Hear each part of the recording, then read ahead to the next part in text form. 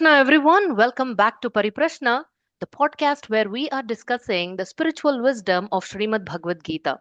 So, in this episode, we will try and explore chapter number 5, which is titled Karma Sannyasa Yoga. This chapter presents a fascinating comparison between selfless action and renunciation. It also teaches us how to engage in the world in a way that we don't get bound by the results of our actions, and it also teaches us what exactly does it mean to renounce in a way that brings us true peace and actual freedom. So let us together unpack the profound insights of this chapter by continuing to inquire from His Grace Kamalochan Prabhu. So Hare Krishna Prabhu, please accept my humble obeisances. All glories to Srila Hare Prabhupada. Krishna. So Prabhu, let's begin with the title of the chapter itself.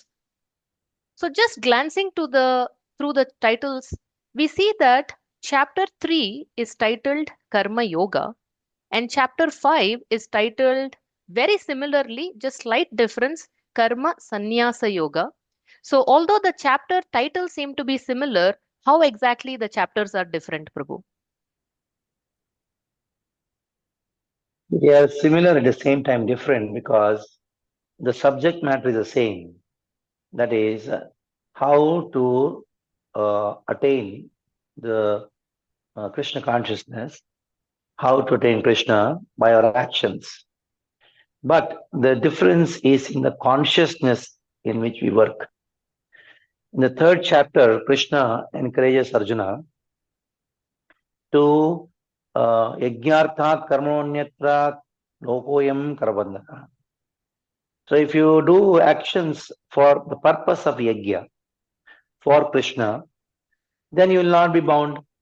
But if you don't perform actions for Krishna as a sacrifice, then you will be bound to this world and undergo the sufferings of this world, undergo karma. Now, in the third chapter, it has been just described. You do work for Krishna, but with what intention, with what attitude you should do work for Krishna, that is not very clearly defined in the third chapter. In the fifth chapter, the last verse is very significant. That is, Krishna says that Bhoktaram Yagyatapasam Saraloka Maheshwaram Suradam Sarabhutanam Gyatva Shantirichati.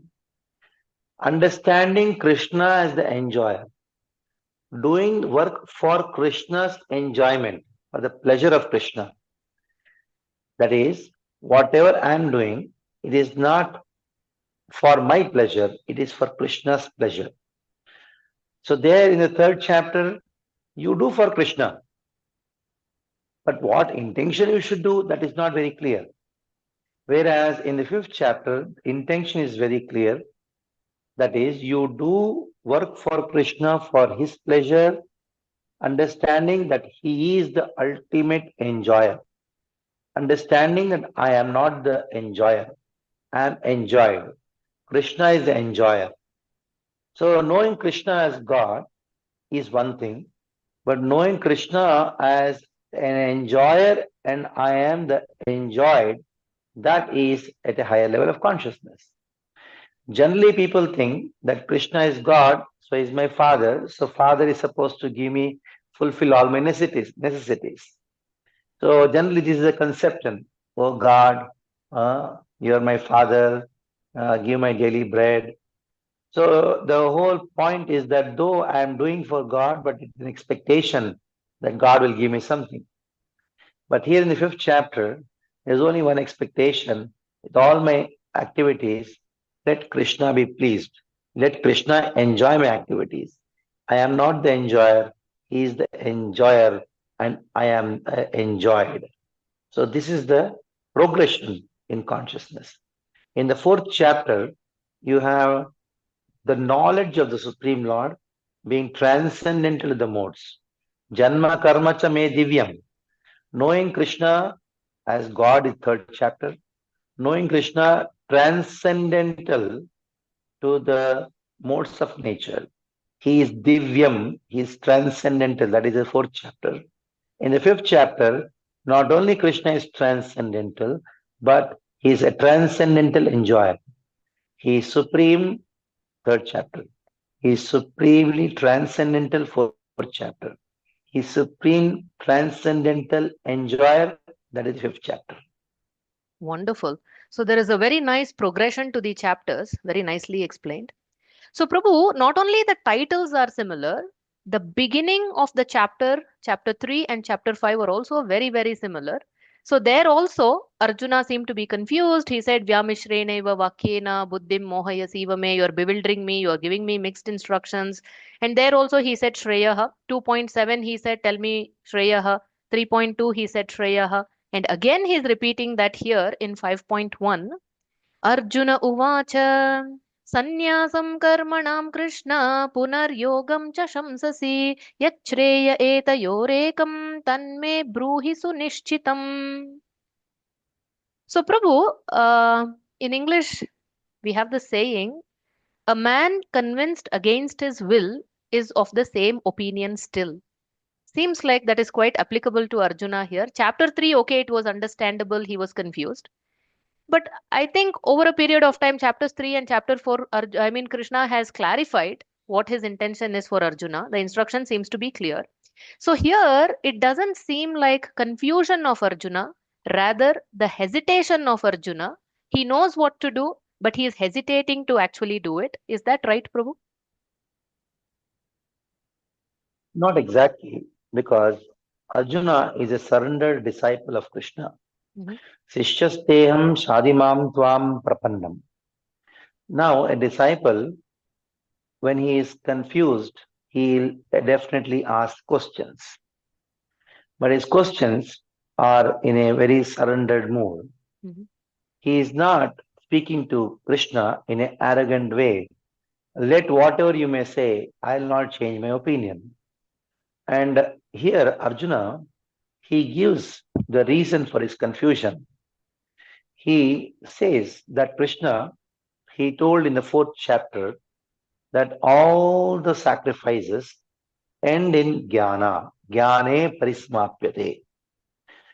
Very clear. In the fourth chapter, Krishna says, my dear Arjuna, that there are many kinds of sacrifices, and all the sacrifices, the purpose is to be established in jnana. Jnana means to know that I am not this body and spirit soul. So I'll just take renunciation and then meditate on Krishna. And at the end again, what did Krishna tell to Arjuna? He said that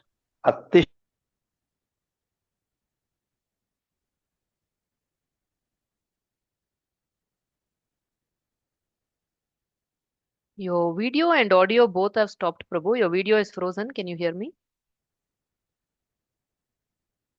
I am able to. I'm able to Yeah. hear you. Yeah, you can just repeat it, Prabhu, last few seconds. Your video was frozen and couldn't hear you. Yeah. Krishna, he told Arjuna, karmanyevadhikaraste ma phaleshu kadachana in the second chapter. Hmm? And again, in the third chapter, when Arjuna had the question that I got confused in the second chapter. One time you say that karmanyevadhikaraste, you have to do your karma. And again, you say that one should be fixed up in knowledge. Third chapter, he asked this confusion. Same thing he asked in the fifth chapter, because in the third and the fourth chapter also, the same problem came. Mhm. Because here, Krishna, he mentions to Arjuna that the result of all the sacrifices is to be situated in jnana. And at the end, he says, Tishta Bharata, get up and fight. So Arjuna again got confused. So getting clarification of a confusion is not the same principle of trying to convince a person who has not changed his position. No, Arjuna wants to change his position, wants to understand better the what Krishna is speaking. And in the course of time, Arjuna is helping us also to go deeper into the subject matter.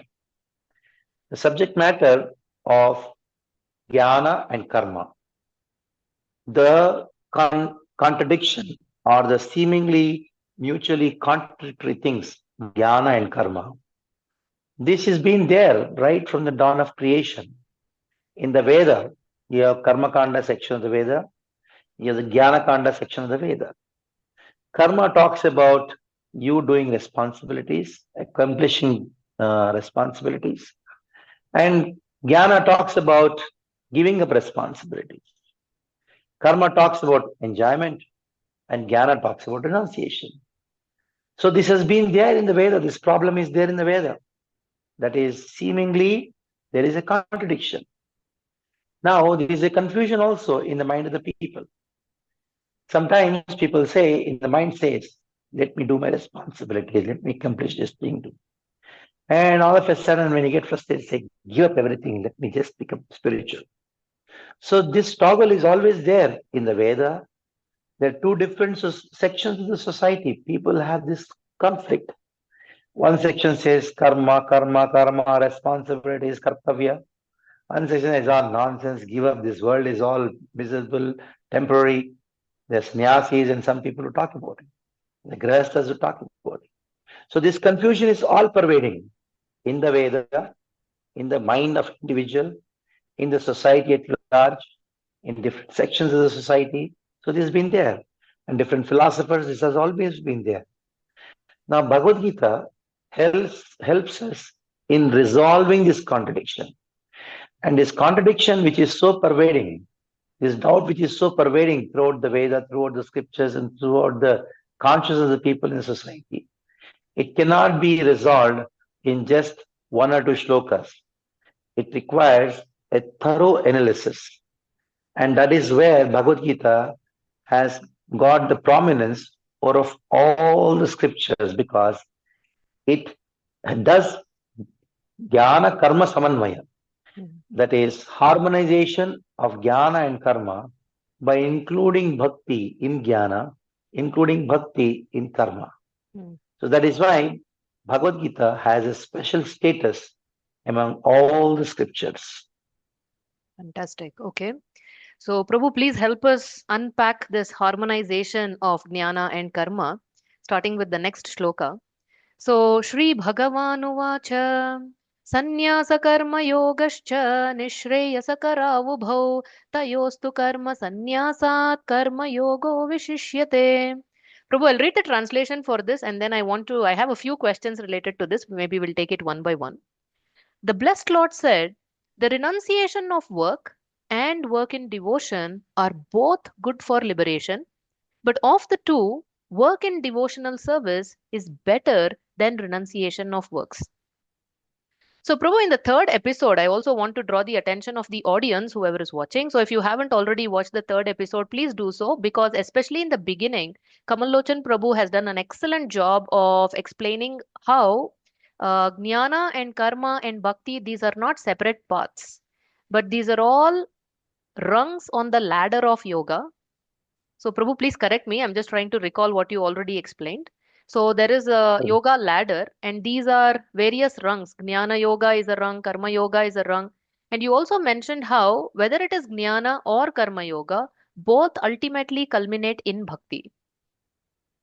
So, here, when Krishna is saying the renunciation of work and work in devotion are both good for liberation, is this what you were also trying to say when you said both culminate in bhakti? Here, Krishna is also saying both are good for liberation. Okay, Yes, and karma sannyasa, is it same as jnana yoga, Prabhu, or are they different? karma sannyasa is actually the mixture of jnana and karma. When you act based on jnana, that Mhm. is called karma sannyasa.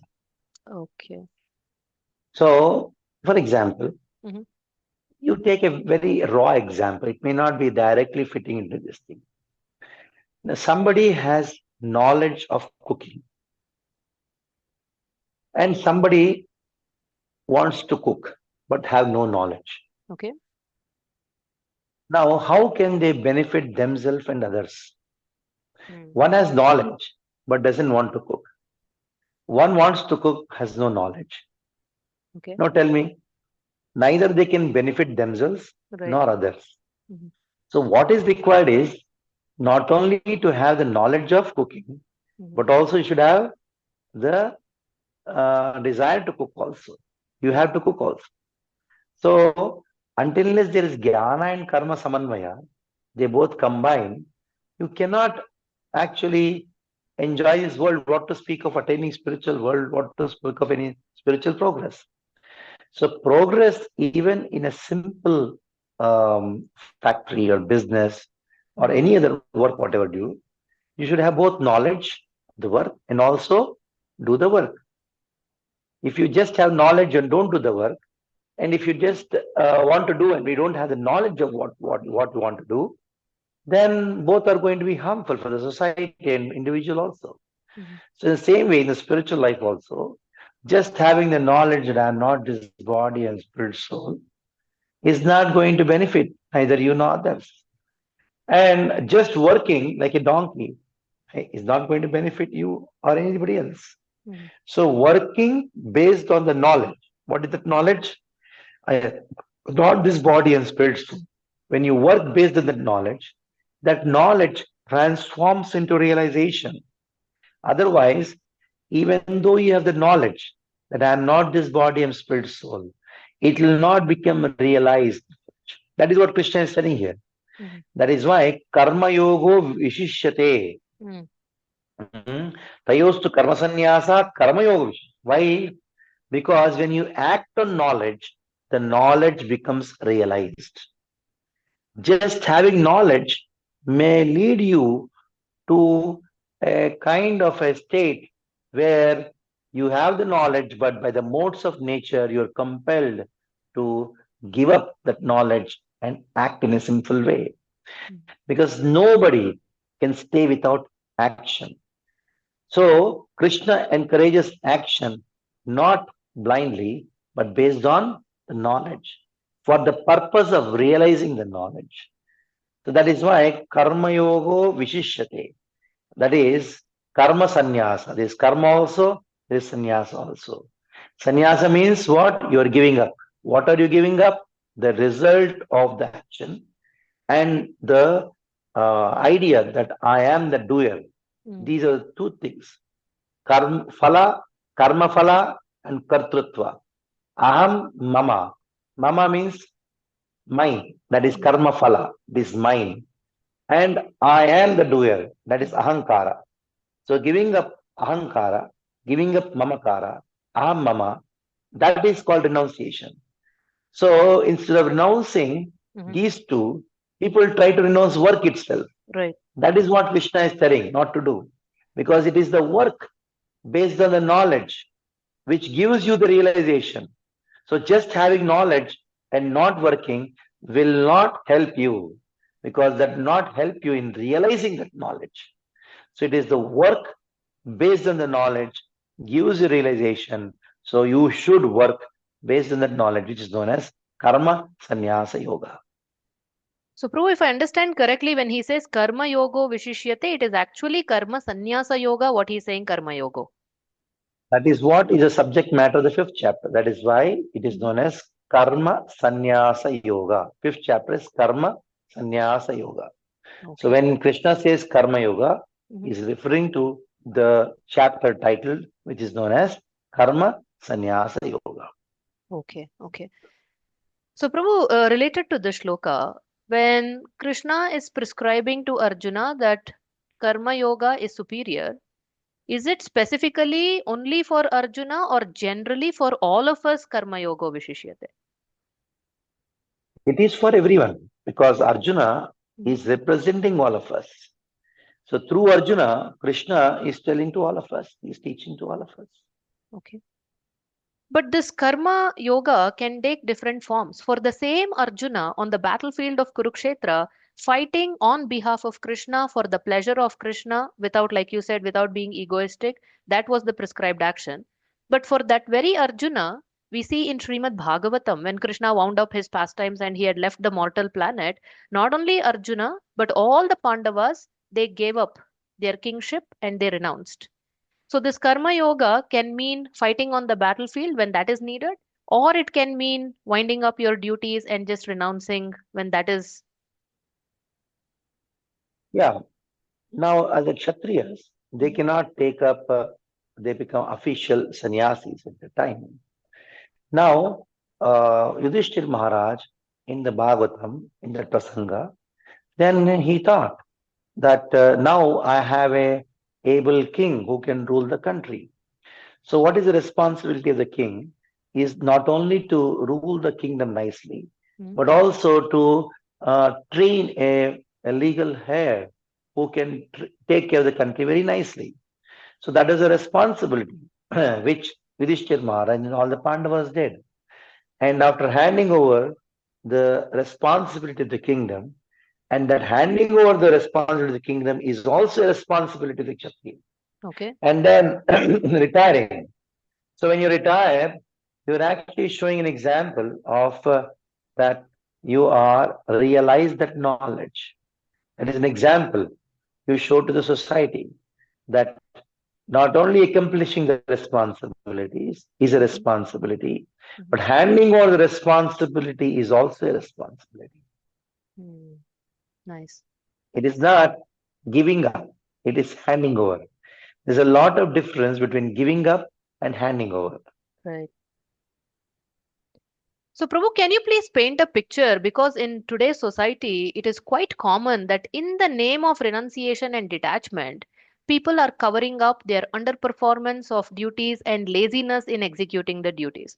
We ask a student, especially during exam times, in the name of detachment, why are you not studying? Oh, because, devotion, detachment, who cares? I'm not interested in studies. Why? Because I'm a devotee. And especially in the temples also, so many students will come during that time, but after the exams are over, then that so-called detachment is gone.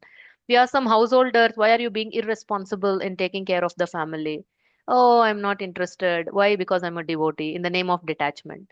So when people are neglecting their duties in the name of devotion and detachment, so how does one make sure that we ourselves are doing karma sannyasa yoga properly, we are not prematurely or wrongly giving up? And so, what does proper renunciation look like, and what does pseudo renunciation look like? Now, this pseudo renunciation is the renunciation which people, when people renounce work, that is pseudo renunciation. Renunciation means you should renounce the aham mama bhava. I am the doer, aham mama. This is mine, the result. So that is what Krishna is repeatedly telling again and again. That don't renounce work. If you are renouncing work, that means you are in the mode of ignorance. Mhm. Yes, see, take the example of Srila Prabhupada. Actually, he is beyond this world. He is not bound with the modes of nature. He is a liberated soul. When he gave up his family, may say he was renounced or he renounced the world, he renounced the family. But can anybody say that anyone in this world can challenge and say, I am more active than Prabhupada? No. No. He was the most active person. He traveled around the globe 12 times in his just few years of his taking sannyas or went to America.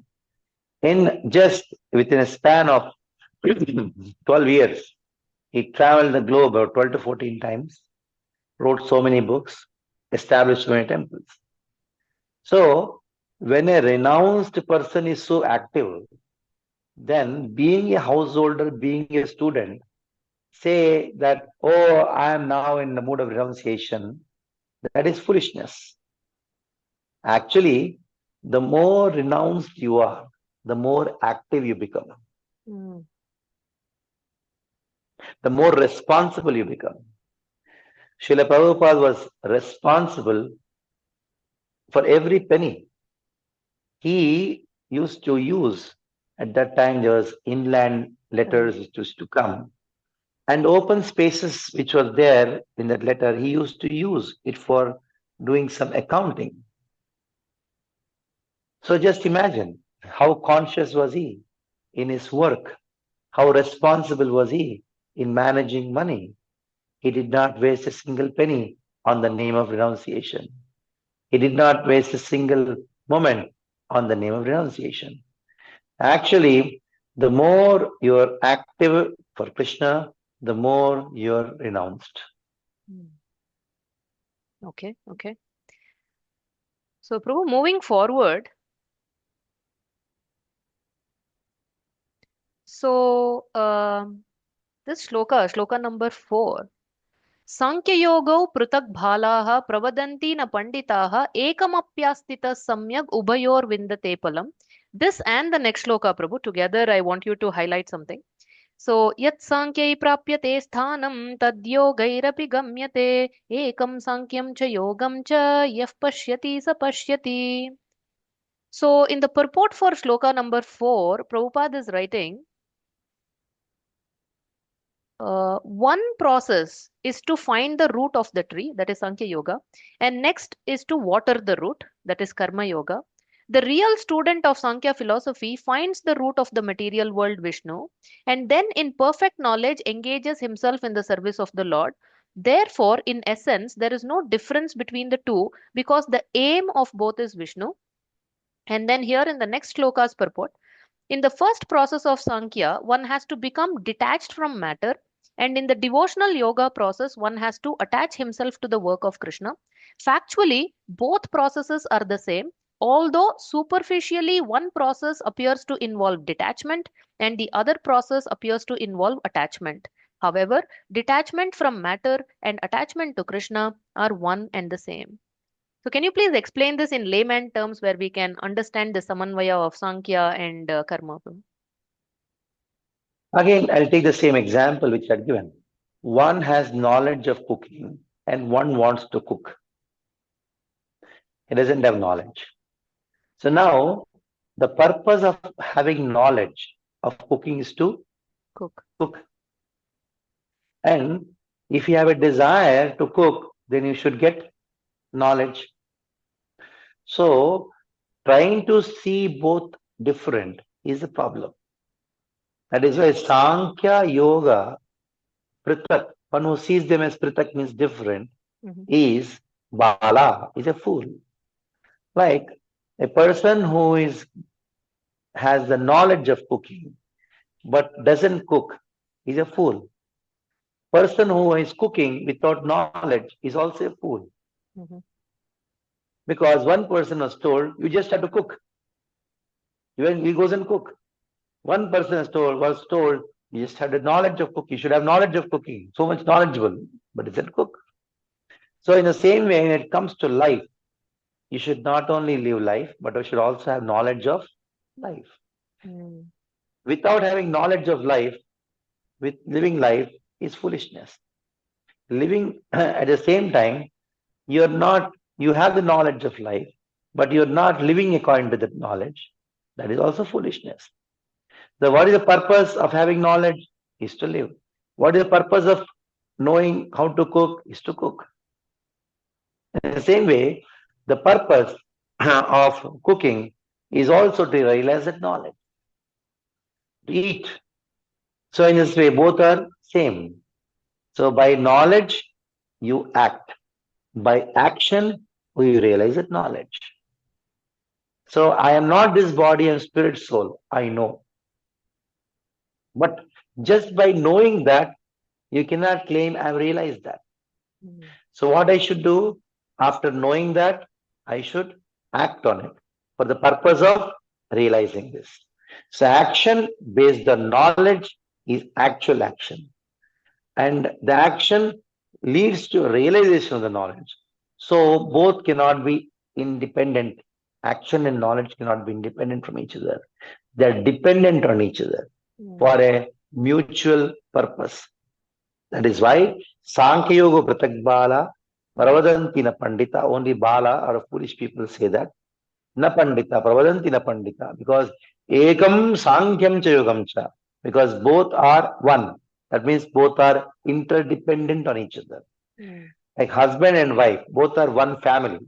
Why? Because they are interdependent on each other. Mm. If they think that I am not interdependent, that means I have my goals, you have your goals, then it's not called a family. It will be a mess. Same way, jnana and karma are interdependent on each other. Because karma without jnana will not lead you anywhere. And jnana without karma will not give realization. Mm. That is why there is a mutual interdependency. So that is what is called ekam sankhya cha yogam cha. Prabhupada gives the example of finding the root of the tree is jnana. Mm. Watering the root of the tree is karma. Karma. So now, if you don't know the root, you throw the water everywhere, that is going to be useless.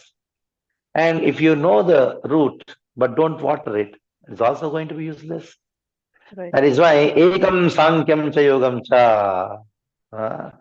Ekam sankyam cha yogam cha. Yah pashyati, sa pashyati. One who sees this actually sees. Otherwise, he is not seeing. Right. So, Prabhu, these two things, what you said, right? The kartrutva and karma phala, aham and mama, that we need to give up. Kartrutva will come shortly in the sense of doership. But karma phala, Prabhu, what does it look like practically in the world? For example, a student. A student is heavily pushed towards achieving certain metrics, passing the exams, getting first class distinction, or being the topper and getting into a good college. It's all result oriented. A business person, we have to grow the profits, we have to grow the business metrics, and then professional, they have to get their merit raise, promotion, parenting. Everything is result oriented. So how in a result oriented society we can say be detached from result, be detached from result? So what does it look like to be detached from the results working in a result driven society? So that is why karma, when we say this karma yoga, when we say jnana, we say jnana yoga. Hmm. So without keeping Krishna in the center of everyone's action, whether you are doing karma, whether you are doing jnana or attaining jnana, it is both useless. Okay. So when a student is studying, Hmm. if the purpose is not Krishna, to attain Krishna, his work of studying is useless. A businessman who is working hard to get some money has no idea about Krishna consciousness. He is actually a donkey because he's just working hard and getting some money. It is neither, it's only just action. It is not karma yoga. The moment you say yoga, it means you're connecting with Krishna. So you connect with Krishna through studies, through business, through any different actions, a household wife. If there is no Krishna, then all the talks about responsibilities or giving up responsibilities is of no use. So the problem is the modern society wants solutions from the Bhagavad Gita for doing jnana karma samanvaya, but don't talk about Krishna. It is impossible. It is impossible. Until unless we accept Krishna in our life and then have a desire to attain Krishna, then there will be no solution to anybody's problems. Whether you uh, study nicely or don't study nicely, whether you do good business or don't do good business, or you give a business, whatever. But if the purpose is not Krishna, then ei bhalo ei manda. This is good, this is bad. Is brahma. It is all illusion. A bright student who is doing his responsibilities very perfectly, and another student is not accomplishing his responsibilities properly. If both are not Krishna conscious and their desire is not to attain Krishna, both are same. Both are same. An accomplished businessman and a failure in a business field, both are same if their goal of life is not Krishna. Mm. So for a person whose goal of life is Krishna, then these verses have value. So people are trying to apply these verses in their professional life, but forgetting Krishna is not going to help them much. That's the thing. So is it only a matter of intention behind the action? Yes, Okay. Okay. because yoga is there. Mm-hmm. Yoga means your connection with Krishna. Mm-hmm. Without connection with Krishna, these verses have no value to anybody. Mm-hmm. So people are trying to give up Krishna and then accept the words of Krishna, trying to find some utility of these words in their life, in their own goals. Mm-hmm. But Krishna is picking all these verses with one purpose. What is that one purpose? Everybody will attain me. Mm-hmm. So that is where the whole so-called management gurus, they are bewildered. They are trying to become secular uh, Mm-hmm. uh, on the name of Bhagavad Gita by giving up Krishna. No, this Bhagavad Gita is Om Tatsaditi Srimad Bhagavad Gita Upanishatsu Brahma Vidyayam Yoga Shastra. Mm-hmm. Yoga Shastra means that Shastra which connects us to Krishna. Mm-hmm. So without Krishna being Krishna conscious, without the objectives of Krishna consciousness, becoming Krishna consciousness, these verses have zero value in anybody's life. Yeah. Yeah. Okay. So, Prabhu, in the seventh shloka, Sarva Bhutatma Bhutatma. So, Yoga Yukto Vishuddhatma Vijitatma Jitendriyah Sarva Bhutatma Bhutatma Kurvan Apina Lipyate. So, Krishna is saying one who is a pure soul, who works in devotion, who controls his mind, senses, is dear to everyone, and everyone is dear to him. Though always working, such a man is never entangled. So, in an earlier class, in an earlier episode, you had clearly described sense control means engaging the senses in the service of Krishna. Now, how does engaging our mind and senses in the service of Krishna help us achieve this Sarva Bhutatma Bhutatma, that we become dear to everyone and they become dear to us? What is the interrelation between these two? Let us see. A person who is working hard in this world, what is his objective? The objective is that he would enjoy this world. That is the driving force of every action in this world. That is, I want to enjoy. Now, when somebody is enjoying, then what happens is it cannot happen without exploitation because the resources are limited and the people who want to enjoy, they are plenty in number. Mhm. So naturally, the other person would not like you because he thinks he's enjoying, I'm not enjoying. Wow. Hmm. But a person in Krishna consciousness, he wants to serve. He takes pleasure in serving. When he takes pleasure in serving, the other person sees, oh, he's actually serving me. He is not interested in exploiting me. Then naturally, you like. Srila Prabhupada was almost 70-year old when he went to America. And he came in contact with the hippies of America. They practically loved him to such an extent that they were willing to give up their life for his sake, for his Oh. mission. And one of the philosophies of the hippies is nobody above 30 has a right to exist in this world. Oh. Youth is meant for enjoyment. Above 30 means you're old. Yes, you're gone. So now they who had the philosophy that above 30 nobody should exist on this planet, they were willing to give up their life for a 70-year-old man because they saw that this old man loved them.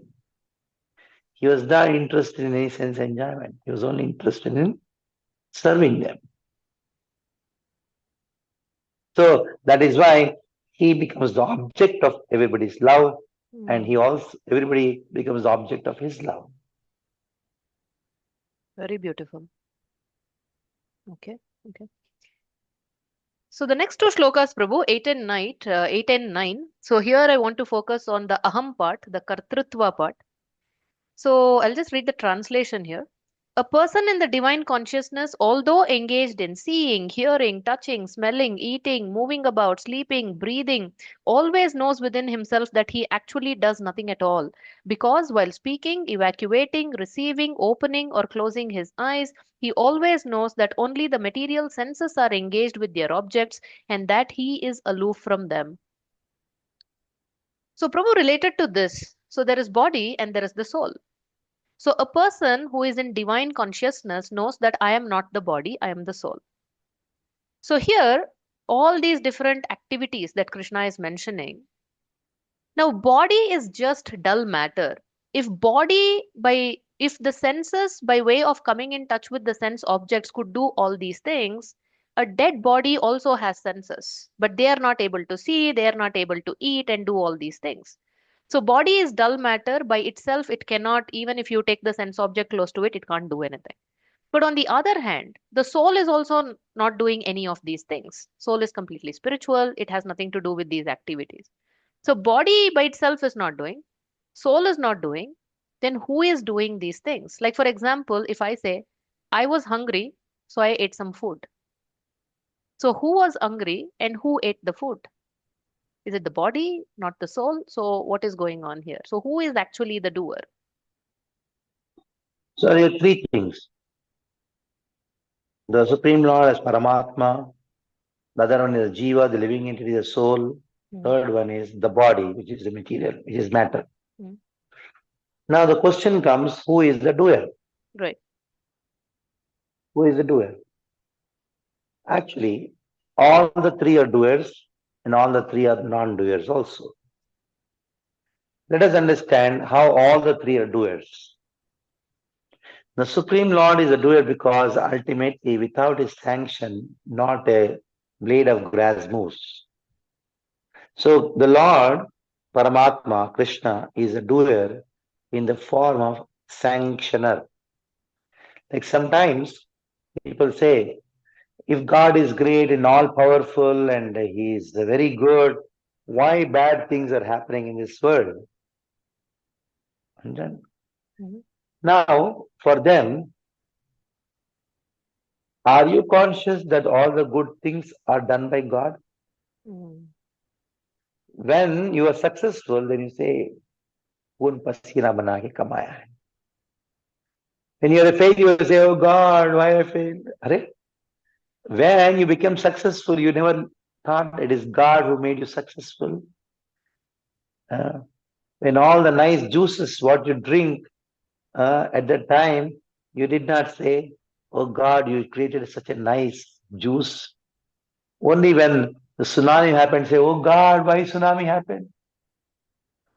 When they were all, when the tsunami happened in India many years mhm, back, it was a mhm, New Year's Eve. Everybody was sitting on the beach and then they were enjoying, and their thinking is, I'm enjoying, and his enjoyment is because of my hard work. I'm spending the money. But all of a sudden, tsunami came, and you said, "Oh God, why tsunami came? I'm innocent." No, you're not innocent mhm, because you enjoyed the creation of God, thinking that you are the person who is worked hard for that enjoyment. You forgot God about it, and that is sin. mhm, So forgetting God, that He is a sanctioner, that is the biggest sin. So he does everything, whether good, bad, ugly, by sanction only. okay. Number one. Number two, the living entity is the doer. How? In the form of desiring, by desire. Mhm, So he desire, then he accomplishes the desire through the body. So the matter, that is the body, is a doer as an instrument. mm, okay. Like some person X shoots a person Y and kills him. And after some time, the police sees the CC camera and identifies that this X person murdered this Y person. They come and arrest this X person and say that you are arrested, come to jail. The next person says, no, why are you arresting me? I am not killed Mr. Y. Mm. They say, you see the CC camera? Then they show that it is you who shot him. Then the X says, I did not shoot. Have you seen? The bullet came from the gun, not from my hand. Mhm. Mm. So you should arrest the gun, not me. So the police would say, you fool, the gun shot, the bullet came from the gun. But who had a desire to kill Mm. Mr. Y? It is you who had a desire. You used the gun as instrument. So the body is a doer Mhm. in the form of being an instrument. The soul is actually a doer in the form of being a Desire. desirer. And the Supreme Lord is a doer in the form of being a sanctioner. Now, how all the three are non-doers? The Supreme Lord is spiritual, he is transcendental. He has nothing to do with this matter. So he's non-doer. Mhm. And the soul is also non-doer because being spiritual is also nothing to do with matter. And matter being unconscious, the gun itself cannot shoot. So he's non-doer. See, in all the three Mm. are doers, all the three are non-doers. But a person or the soul who has realized that I am not this body, though he is doing, he is non-doer. That is what is being spoken here. The realization of the knowledge that I am not this body and spirit soul brings you to this consciousness that though you are doing, you are not doing. Because you know that I am not the doer. Mm. It is the modes of nature which is the doer. The same thing which there is there in the third chapter where Krishna talks about being hankara unatma kartaham prakriti kriyamanani gunai karmani savashaha. So this way he is unaffected by the result of the actions. Good happens, fine. Success, fine. Failure, fine. Because he knows the success and failure has nothing to do with the soul. It is just karma, karmic reactions coming. Good karma I have done, then comes good things. Bad karma I have done, bad things come. So soul being beyond body has nothing to do with this thing. Mm. That is what is being spoken here. So this realization is a natural consequence of Atma Sakshatkara. The more we realize I am the soul, not the body, this comes about. Yes, the realization that I am not this body, I am spirit soul, Mhm. doesn't come just by just thinking I am not this body, I am spirit soul. No, by working hard based on the knowledge that I am not this body and spirit soul, realization of this knowledge happens. Mm. That is why karma yoga vishishyate. Okay. Okay. Karma is action. Mm. Sannyasa means knowledge that I am not this body and spirit soul. Mm. So karma sannyasa means that you act on that knowledge. Mm. That gives a realization of the knowledge. So Mm. these two verses combined together actually talks about the person who has realized this knowledge. And I Okay. am not this body, I am spirit soul. Okay. Okay. Nice. So, Prabhu, moving forward, so why does this person actually work then? Here it is said, Atma Shuddhaye. The purpose of work is for purification. What are we purifying? The purifying our attachments to these two concepts that Mm. I am the enjoyer, I am the controller. I am the enjoyer means mama, mama. I Mm. am the controller means aham. Aham mama iti ajnanaha. These are the Okay. two concepts of illusion, two vectors of our ignorance. So purification means purifying our attachments to these two things. Okay. That I am the doer, because of me the results came. Mm. And I am the enjoyer, because of me I got the results, I am the enjoyer of the results. Mm. So purification of these two concepts, that I am the enjoyer Mhm. and I am the controller. Okay. So is this synonymous of saying that we are purifying our contaminated consciousness? Yes, that is the purpose. Atma Shuddha, it means contaminating. These two are the contaminations. Okay. Ishwaroham, Aham Bhogi, Mm. Siddhoham, Balavan Sukhi. So Mm. this is actually a contamination. Okay. Okay. So, Prabhu, can you please explain how giving up the attachment to the fruits of one's action leads to inner peace? Because that is what Krishna is talking about in the 12th verse. He's saying, Yukta karma phalam tyaktva shanti mapnoti naishtikim ayukta kama karena phale sakto nibhadyate. The difference between a person in Krishna consciousness and a person in bodily consciousness is that the former is attached to Krishna, whereas the latter is attached to the results of his activities. Then Prabhupada is writing here, one who is, however, entangled in profit calculation for sense gratification cannot have that peace. This is the secret of Krishna consciousness. Krishna conscious realization that there is no existence besides Krishna is the platform of peace and fearlessness. Yes. Now the verse talks about the conclusion Mhm, of what Krishna has spoken till now. And we have spoken about it before also, that is, mhm, Krishna, yukta karma phalam tektva shanti mapnoti naishtikim. What kind of shanti? Naishtiki shanti. That is actually attainment to the spiritual world. Ayuktaha kamakarena, phalo sakto nibhadyate. On one hand, if you are practicing Krishna consciousness as it is being described till now, you will attain spiritual world. That is naishtiki shanti.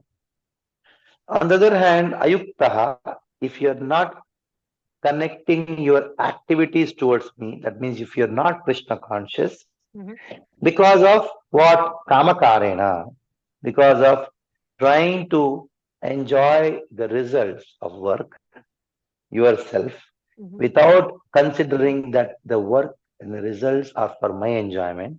mhm. Phale saktaha, you become attached to the results. Nibhadyate, you become bound. So it is very simple. Okay. That is, until unless you become Krishna conscious, there is no question of you attaining ultimate peace. What has happened is people want to continue their material existence and enjoy this material world perpetually. For that purpose, they want to use these verses and that say, okay, oh, our management uh, is there in Bhagavad Gita. How is it possible?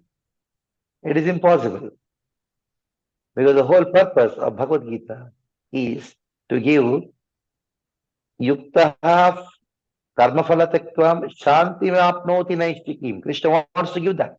Mm, Naishtiki shanti. So Bhagavad Gita is a moksha grantha. mm. It is not a bhoga grantha.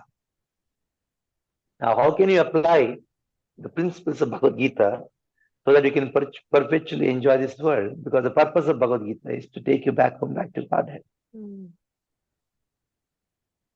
Okay. Nice.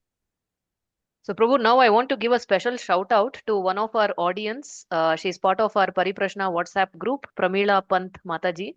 So, she has asked a beautiful question related to desires. And here in the 15th shloka, Krishna is also talking, and Prabhupada is also writing how desire is a subtle form of conditioning of the living entity. Just now, you also said soul is the doer in the form of desirer. So, she is asking this question, Prabhu. I'll just read out her question. I feel prayers are desires too. When we pray for others, how does it affect our karma? Are we interfering with others' prarabdha karma? If the prayers are not answered, will we be reborn because of that particular desire? What is true prayer? See, prayer is also a desire. It is not just, it is also a desire. It is the expression of your highest desire. So now, if you, that is actual prayer. Now, many people pray, "Oh God, give my daily bread." That is also a prayer, but that is not the highest prayer. The highest prayer is the thing which gives you the highest thing.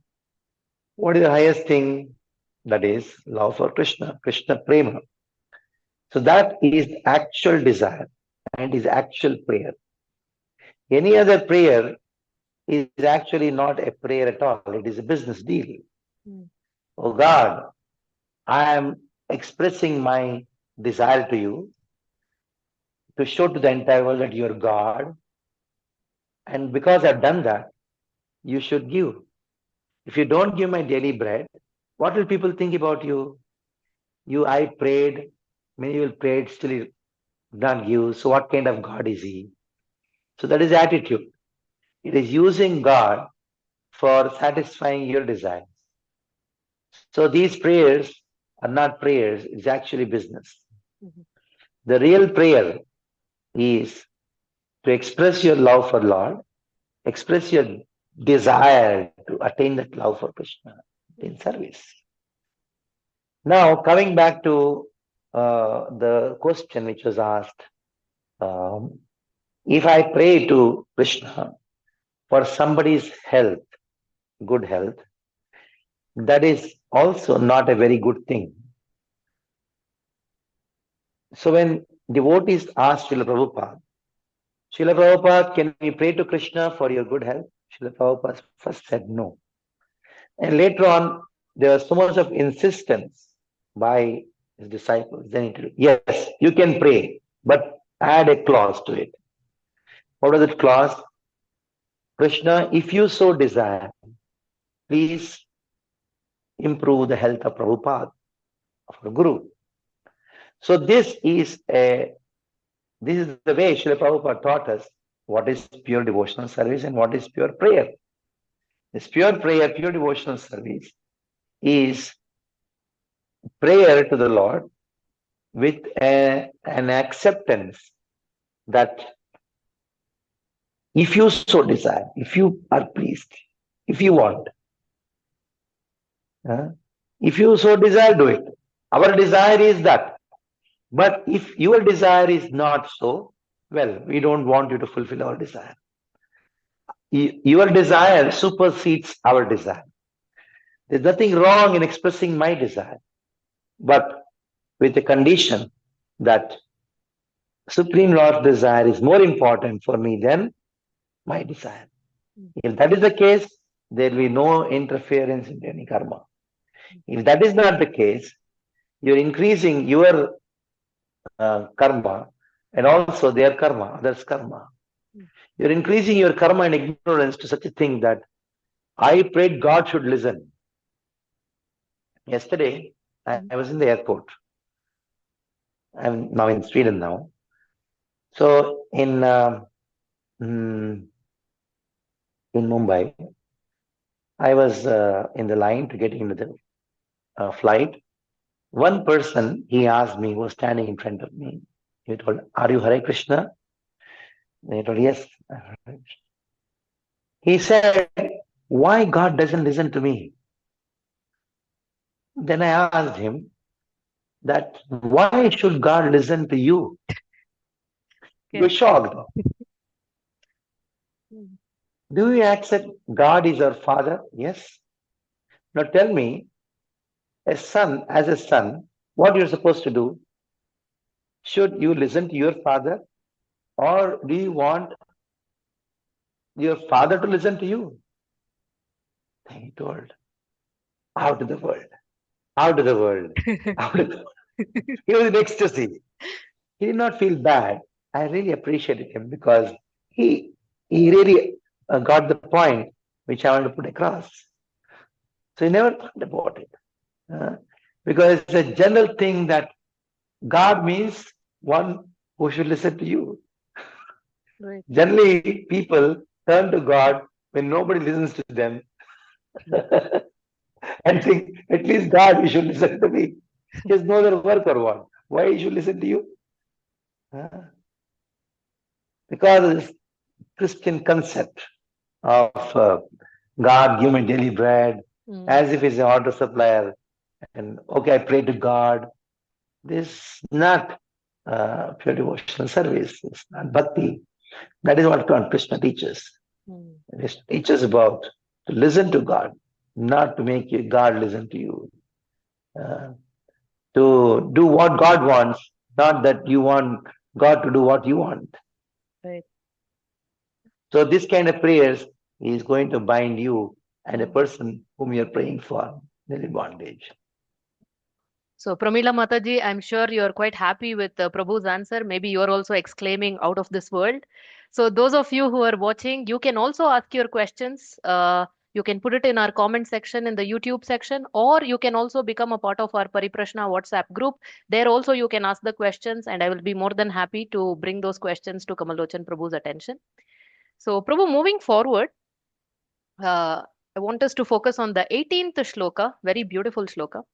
विद्या विनय संपन्ने ब्राह्मणे गविहस्तिनि शुनि चैव श्वपाके च Pandita समदर्शिनः.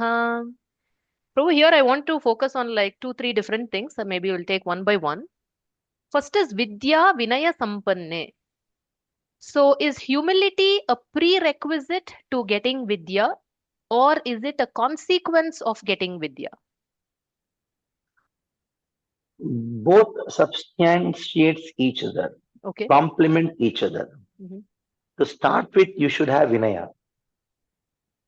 Mm. That Vinaya leads to Vidya, and that Vidya leads to more Vinaya, and this more Vinaya leads to more Vidya, Mm. and more Vidya leads to more Vinaya. Nice. But it should start with Vinaya. Tadvidhi pranipatena. It is not that the knowledge comes to you, you should approach a teacher with humility. Mhm. When you get knowledge, you become more humble. That is why it is said that the trees which are full of fruits, they're always bent. Mm. The trees which are not full of fruits, they're always standing. Ahankara. Nobody is greater. Nobody is superior to me. I am, I know. Yeah.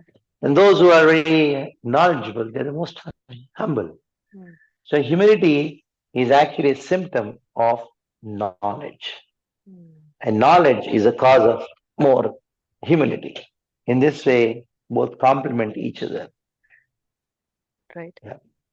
So, Prabhu, the next aspect related to this shloka. Now, this Samadarshinaha, this vision of equality, is something the whole world is striving at many different levels.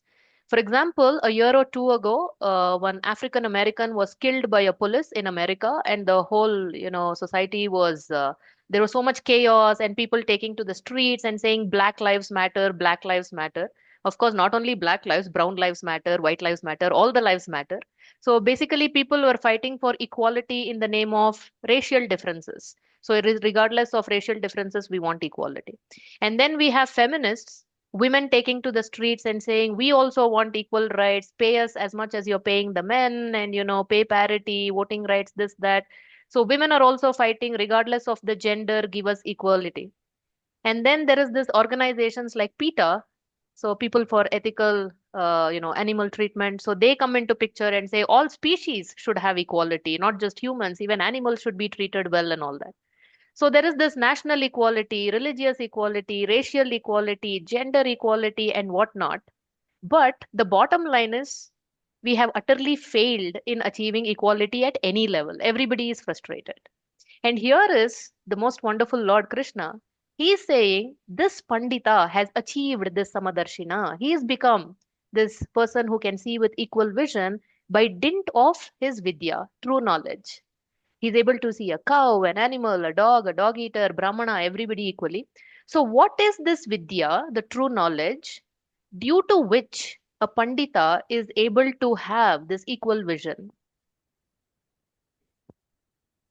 Very interestingly, you concluded your question by a word called vision.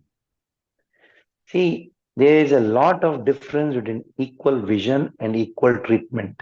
Mm. What is to be demanded is equal vision, not equal treatment. Okay. If you see that there should be equal treatment, then the person who is demanding equal treatment, can that person buy a first class ticket and then have all the people who have bought second class ticket to enter the same compartment? No. But that person who has bought a first class ticket has the right to claim that those who brought the second class tickets also should be allowed in the train and then get in down in the same destination. Okay.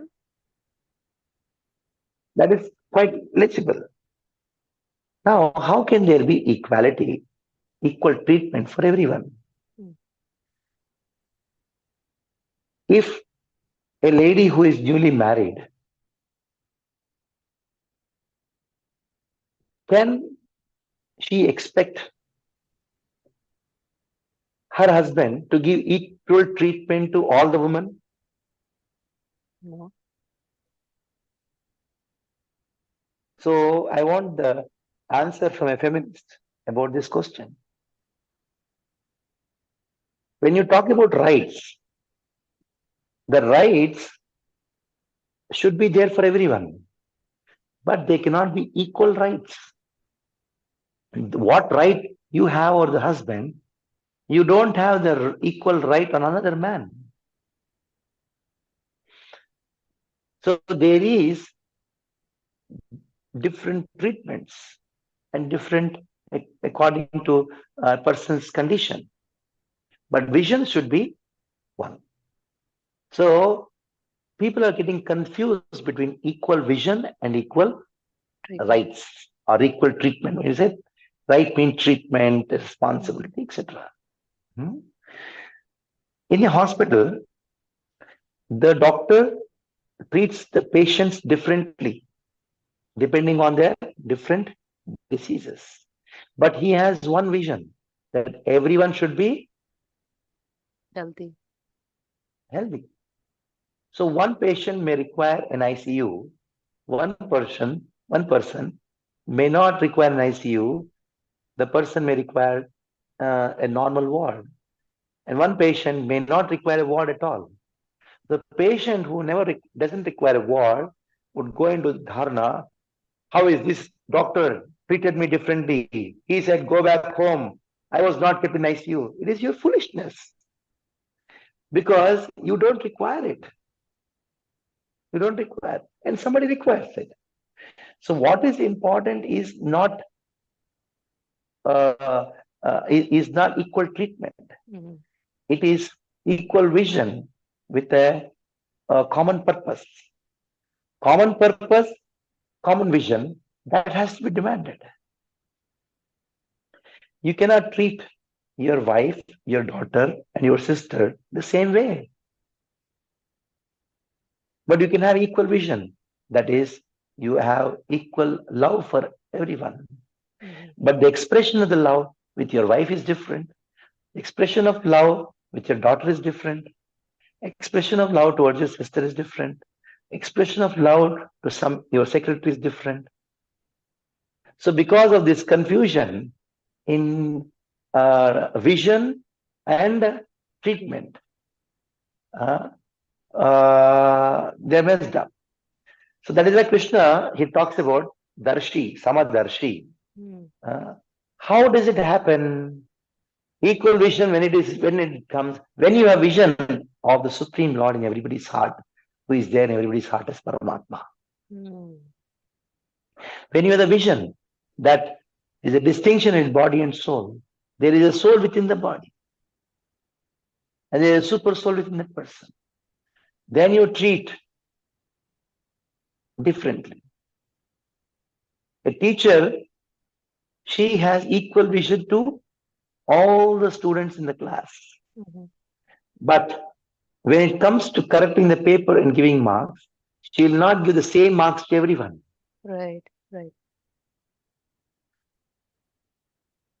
One who got less marks, she may give more attention to that person, to the student. So just because of her love. And for a person who has got more marks, she may neglect or sometimes she will scold. Why you got low marks? Mm. In spite of he getting high marks, she may scold her because she's expecting more. Mm. So there is a whole lot of rasa behind it. Mm.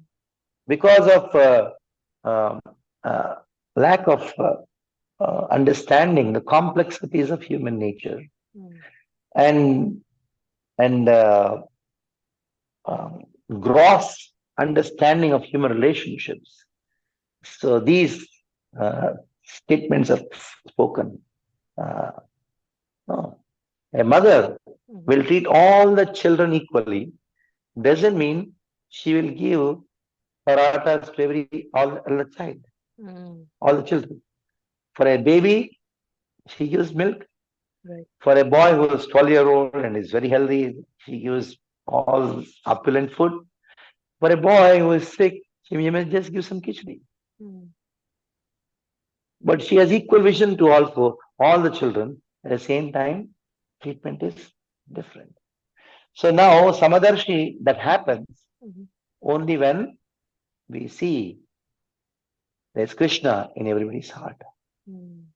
We see that there is a soul in everybody's body, Mm. which is same. And the same Krishna is in India. That is called equal vision. Mm. So this will lead to Vasudhaiva Kutumbakam Prabhu seeing everybody as one family because we're able to see Krishna's Amsha in everyone. Yes. Okay. Vasudha Iva Kutumbakam. Vasudha Eva Kutumbakam. Mhm. The whole world is my family because I have one father. Mhm. So all living entities, not only just humans, Mm. uh, all animals are also my family. How can I kill my family members? Mm. What a profound answer. Thank you, Prabhu. Very nice. So, Prabhu, in the next few shlokas, Krishna is describing these amazing qualities of a transcendental person, one who is liberated. So, these qualities, what he is listing, is it something that we develop consciously, or is it something that just automatically develops as we progress on the path of spirituality? Good question. These qualities automatically manifest in a person who is progressing in Krishna consciousness. Mhm. But the progress in Krishna consciousness happens when you're conscious about your progress. Okay.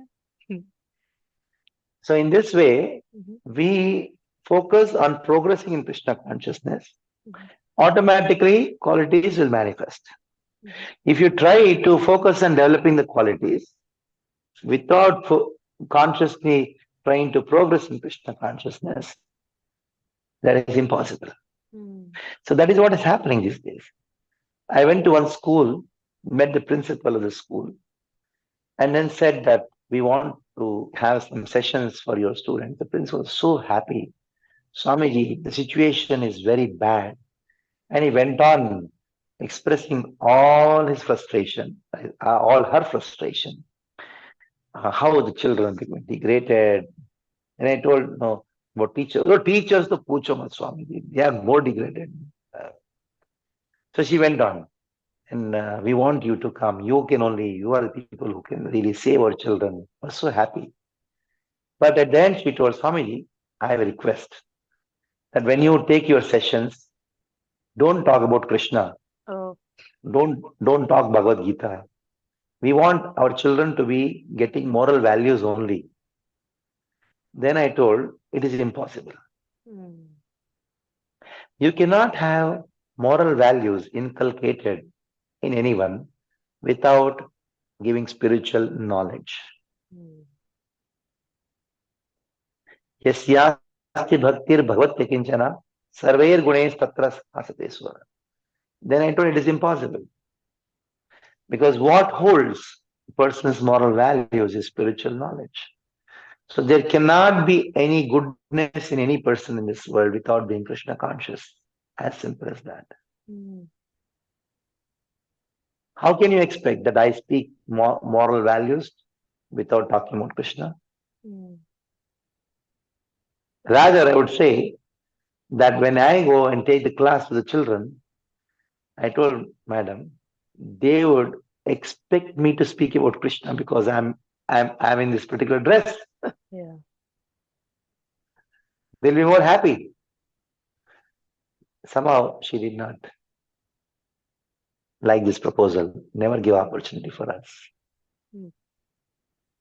What to Unfortunate. do? Yeah.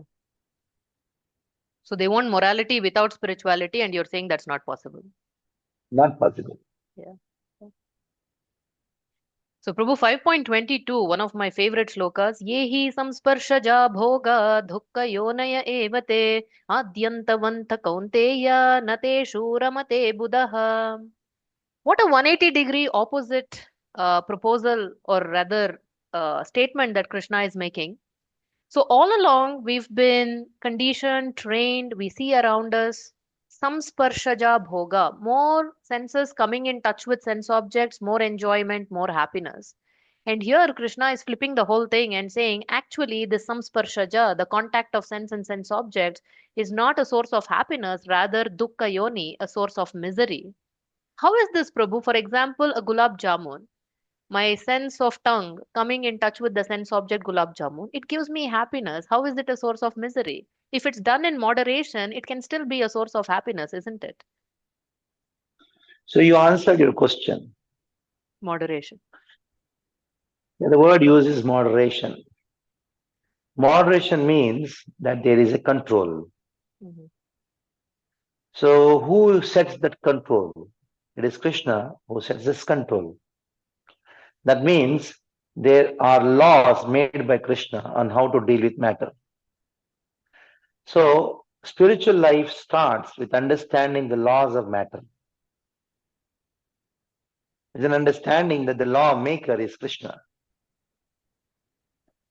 So if you forget that Krishna is the lawmaker, if you forget the laws of matter and try to just some sparsha, Mhm. then the so-called bhoga is actually dukkha yoni. Dukkha yoni. That means it is a cause of further misery. Mhm.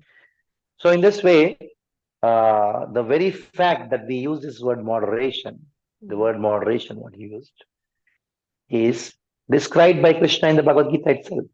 Mhm. Yuktahara viharasya, yukta cheshtasya swapnasu, yukta swapnavabodhasya yogi bhavati dukkha, yukta cheshtasya karmasu, yogi bhavati dukkha.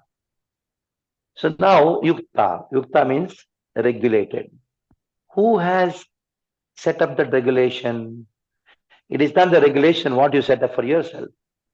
The regulation of senses interacting with the sense objects are defined by the person who made the senses, who made the sense objects. When you buy a scooter, the regulator is manufactured with the scooter manufactured itself. Mhm. When you buy a car, there's a regulator.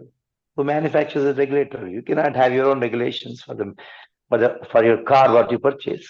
Mhm. You had to go at this particular speed. You had to put this kind of oil, this kind of the fuel. All these regulations are manufactured by the regulator.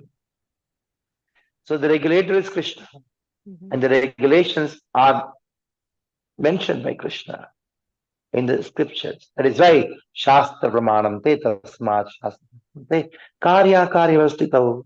Mhm. So spiritual life starts with how you deal with matter. Mhm. And how we deal with matter is defined by Krishna. So you should be conscious of Krishna. At the same time, accepts those regulations which are set up by Krishna to deal with matter. Okay. That is what is being spoken here. Okay. Okay. And also, Prabhu, correct me if I'm wrong. Do you want to add something else, Prabhu? Did I interrupt? No. So also, even in moderation, Looks like the nature of the so-called enjoyment in the material world is not pure enjoyment. For little so-called enjoyment, there is so much pain. For example, running a family, little so-called pleasure, but so much of quote unquote pain in running the family, everything. Even for the food that we cook, for purchasing, earning that money, cooking, so many hours and so much of effort, and then in 20 minutes we're done with the meal.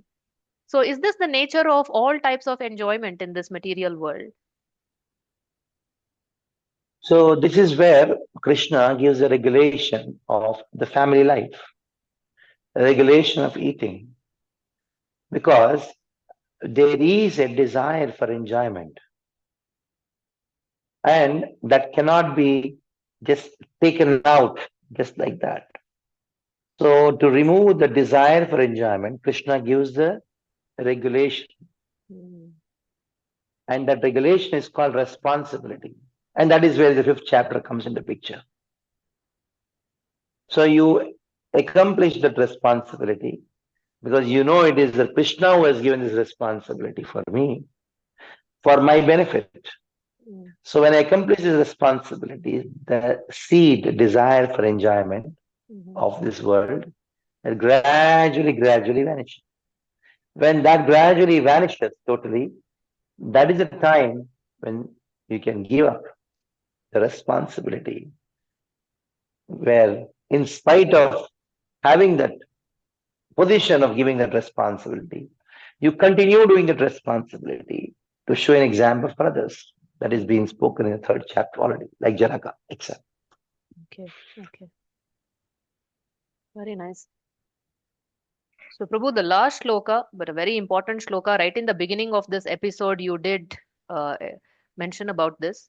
Bhoktaram yajnatapasam sarvalokamaheshwaram suhridam sarvabhutanam nyatva mam shanti mrichati. So, this Shanti is somebody that everybody is aspiring for. Shanti is something everybody is aspiring for. Everybody wants to be peaceful. And here is the peace formula given by Krishna. So, how do we understand, not only understand, but internalize that Krishna is the supreme enjoyer, he is the bhokta, and Krishna is the supreme controller, I am not the controller. And not only he is the supreme enjoyer and controller, but also he is my supreme well wishing friend. So, Gnatva, how knowing and internalizing these three things can bring peace to all of us? That's a very big question. Mhm. I'll give a very simple answer. To know and to internalize, to realize, happens only by association. Okay. How do you know things in this world? By hearing from someone. Mhm. How do you realize something? By practicing what you have heard. So, Satam Prasangat Bhaviri Samvido, by sitting in association of devotees Mhm. and hearing about Bhagavad Gita and the Bhagavatam and acting on the knowledge what you got will help you. That is why we have this Pariprashna, because by hearing you are getting knowledge, and the whole week you are contemplating on it, trying to act on it, Mhm. which gives you realization, which develops the desire that I should hear more. Mhm. In this way, it goes on, it's a progress. So to understand Krishna as the enjoyer, 100% realization happens or is there only in Srimati Radharani and the gopis. Mhm. So now you say, I want to understand Krishna is enjoyer tomorrow. Tomorrow it's not going to happen. It still can happen if Radharani wants to happen. Mhm. Definitely can happen. But by hearing the pastimes of Krishna, where the devotees are totally thinking of pleasure of Krishna, that's all. Mhm. Uh, in separation from Krishna, Radharani and the gopis, they want to quit their body. Of course, they don't have a body, but still they feel Mhm. giving up their life. But Krishna told them that I'm going to come back. They feel if Krishna comes and if he doesn't see us, he'll feel very sad. Mhm. So For the pleasure of Krishna, we'll maintain our life. In spite of the torment, separation, which makes them give up their life in separation from Krishna, they're controlling that and then somehow living so that when Krishna comes, he should not feel sad. We know very well that Krishna becomes unhappy if he doesn't see us. So, Bhokta, he Krishna is being the Bhokta, real enjoyer. That happens, that realization 100% happens by association, by hearing. Bhokta aham yajnataprasam saraloka maheshwaram. He's a controller.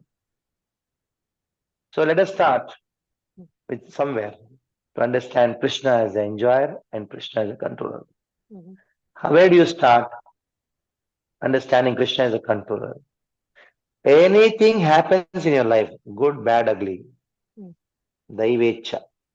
Speak out, even though you have not realized it. Daivecha, Krishna's will. At least say that. Start somewhere. Now, Krishna is the ultimate enjoyer. At least start. Whatever you cook, just wait for 5 minutes before you eat. Offer to Krishna. Start somewhere. He is the enjoyer of the rice, dal, sabji, sambar, whatever I have cooked, or the rasgulla, whatever I have cooked. He is the enjoyer. Start with that. At least if you start with this thing and go on hearing constantly, hearing, then understanding that Krishna is the enjoyer and Krishna is ultimate controller, it understanding increases, realization increases. Now this understanding and realization happens not because of our effort. It happens because of Krishna in the heart. He is there as Paramatma. So it is he who gives that realization that I am the supreme enjoyer. I am the controller. Why he gives? Because he sees his devotees are struggling hard in their sadhana. And by seeing his devotees struggling hard in sadhana, Krishna, being a friend of his devotees, he gives that realization. So, Bhoktaram Ekitaprasam Sarlok Mahesham Surdam Sarvutara. That is how he becomes Surdam. In spite of me thinking that I am the enjoyer, though Krishna is sitting in our heart, Krishna is the real enjoyer. And we think that I am the controller, that Krishna is the real controller, sitting in our heart. It doesn't make him angry. He's just waiting when you are going to understand I am the controller, I am the enjoyer. Because he's our friend. He is very patient. Suppose you go to somebody's house, in front of him, go, this is my house.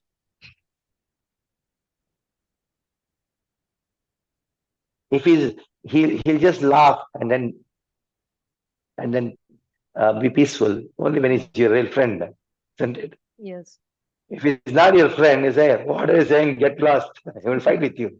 Yes. Isn't it? Yes. So Krishna is your friend. That is why he's patiently, he's hearing to all, my house, my wife, my children. I am the enjoyer. Oh, why you not listen to me? Krishna is very, as a friend, is patiently watching, smiling, and giving different opportunities for us to realize that I am not the enjoyer, I am the controller. This is Krishna who is the enjoyer and controller. Why give so many opportunities? Because he's our friend. Thank you, Prabhu. Very, very nice. Very inspiring. So, Prabhu will conclude the session with the quick Brahmastra round. Dozen questions, as always, coming your way. I hope you're ready to counteract them. Can we start, Prabhu? Yeah. Okay. So, do you prefer reading scriptures or listening to discourses? Which one do you prefer more? Reading. Reading. Okay. Reading. Okay. What is the most unexpected skill you have picked up since joining ISKCON? Speaking in Hindi. Oh, and you do such a tremendously wonderful job like a native speaker. Amazing. What is the most inspiring thing about Arjuna's journey to you? These questions, intelligent questions, what he asked. Mm. What, according to you, is the most challenging concept in the Bhagavad Gita?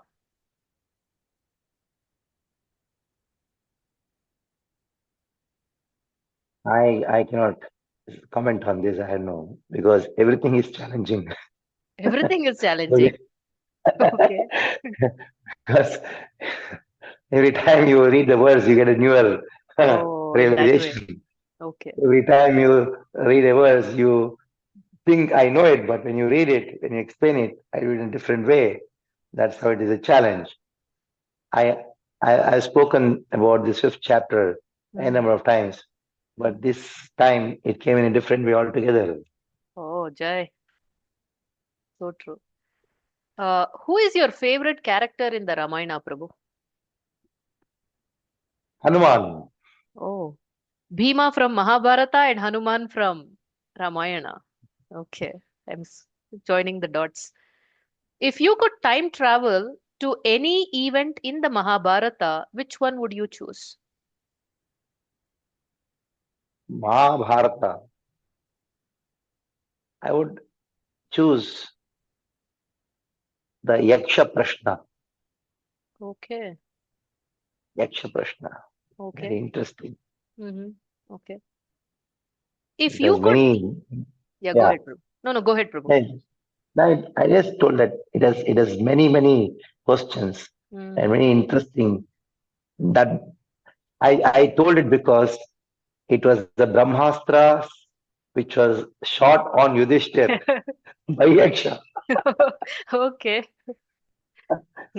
I told that interesting. is the reason. Interesting, very nice. If you could bring back one aspect of Vedic culture into modern times, what would it be? Cooking. Oh.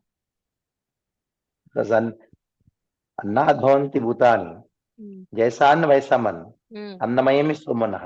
mm, So if the Vedic cooking is installed mhm, as a culture, mhm, then Vedic culture can be established. mm, And Srila Prabhupada did the same thing. mm, He gave prasadam. mm, I'm in Sweden. mhm, Morning, the breakfast, they had made some khichdi. mm, Same time, it's all just some sweet, something very cold. mm, And how, but for these people who are just used to eating some bread and mm, Prabhupada taught them rice, dal, sabji, the sweets of many times. So he knew if they eat that, they'll become mm. Krishna conscious. Right. Okay. If you could live in any yuga of your choice, which one would you choose and why? Rather than yuga, I would like to tell the time. Okay. I always had a desire that if I had been during the time of Prabhupada and met Mm. him, it would be very nice. Oh. Mm. If you could relive one spiritual experience over and over again, what would it be? My initial days of Krishna consciousness when I used to visit Mayapur temple from my college Mm. and was totally engrossed in hearing classes and reading Mm. 4 5 hours a day. Oh. That was that I would like to do it again and again. I would relive that whole period if I had been given an opportunity. Mm. Maybe a million times I would relive that whole life. Oh. Wow. Okay. If you could visit any place, which is from the scriptures, where would you go? Any place. Yeah, visit any place from the scriptures. I think I already answered this question. I told Udupi. Udupi. Okay. Well, but that was your favorite place. This is like from Bhagavatam or Ramayana or Mahabharata, any eventful place Acha, if you want from to the say from the scriptures. Bhagavatam, Uh-huh. it is Badri Okay. because that is the place where Vyasa wrote Mhm. the Mahabharata Okay. and Narad Vyasa what happened. Oh. So I take Badri Yatras, Mm-hmm. not for Badri, because if you just go from Badri ahead, Mm. there is one Samyak Prasa, there's a place near Managaon Mm. where Narad Vyasa what happened. So I make sure that I visit the place, take devotees there. Okay. That's very important thing. Okay. Okay. So since you visit a lot of ISKCON temples, you are a prolific traveler. So just seeing your travel schedule makes me dizzy. I don't know how you actually do it.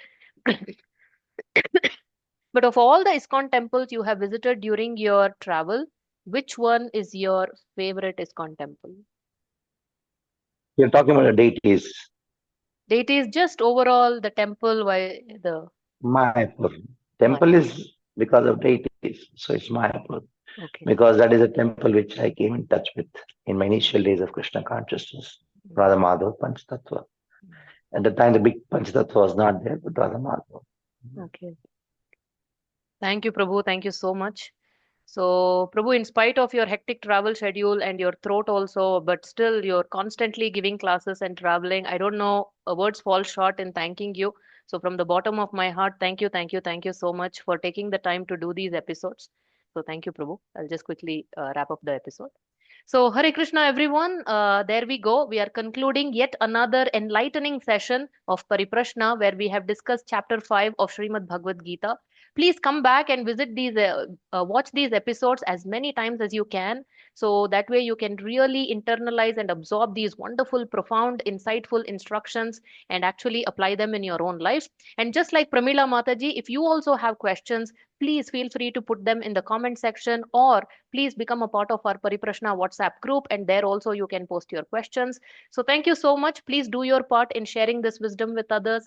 As always, stay inquisitive and stay Krishna conscious. Thank you very much. Hare Krishna. Hare Krishna, Prabhu. Right?